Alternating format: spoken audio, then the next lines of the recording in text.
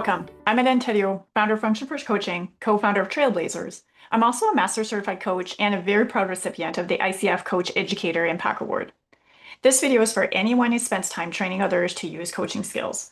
Of course, you might be a coach educator, or you might be a consultant. You might be an HR or an L&D professional, learning and development professional, or you might be a leader that's bringing coaching skills to your organization, and well done if you are.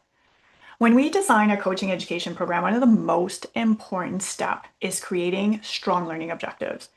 Those clear objectives can really shape the entire curriculum. It can make it easier for you to measure success, and it can save you a ton of time.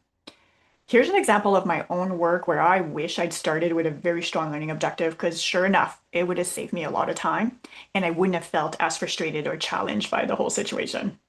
And this was when I was starting to create our signature coaching program at Function First Coaching. And I was creating it to support healthcare professionals in learning to use coaching skills directly with their patients. So I was not taking this lightly.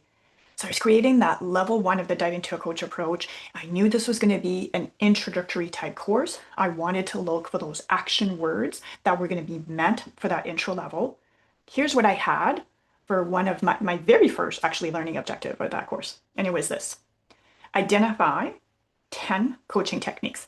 I already picked out my 10 coaching techniques. I knew I had 12 hours. That felt realistic. At first it felt clear. I was happy with this until I really started to dive into it. And then I got stuck. How am I going to know that they've achieved this learning objective? It felt vague. I paused, digged out the Bloom revised taxonomy for creating learning objectives. And sure enough, that's when I saw that the word identify, they too had identified it. So a vague verb for us to avoid. And they listed a variety of other options to change it to. One of them was lists. I'm like, yes, that works. Lists, 10 coaching techniques. Boom, like that. I could picture the exercise we were going to do and got excited because I could do this in a live environment. I could do this when it was asynchronous. I could totally picture what the workbook was going to look like. Perfect. Right away, that gave me a concrete way to do the check-in through the activities. It had an impact to the quizzes that I later developed. I had to work on the level 3. Now at this point, we've got 30 hours of training in our backpacks. Listing 10 coaching techniques when you're getting ready to use this approach directly with a patient was not going to cut it. So I went to the Bloom taxonomy, looked for those more advanced verbs, landed with apply. I didn't want to do 10 coaching skills, didn't feel realistic, didn't feel achievable. And we know we don't have to use all the techniques in one session.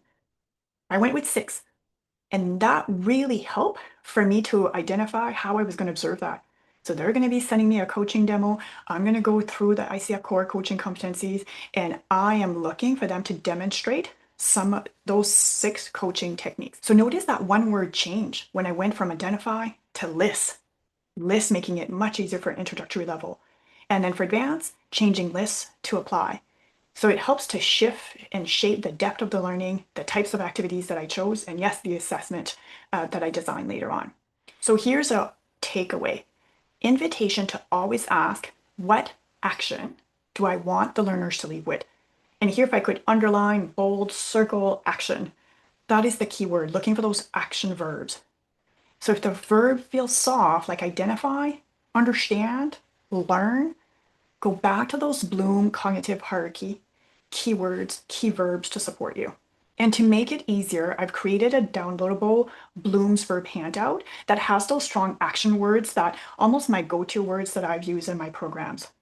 And it also has a list of terms to avoid, because those are often, or when I'm reflecting on my go-to ones that I may grab, and it'll be a quick invitation for me to swap it to a stronger word. Because if you can strengthen your learning objectives, you're really setting yourself up for strong content to then teach to others. And we know the impact, the positive impact that using coaching skills can have to others. So have fun creating those learning objectives, and I hope the handout supports you.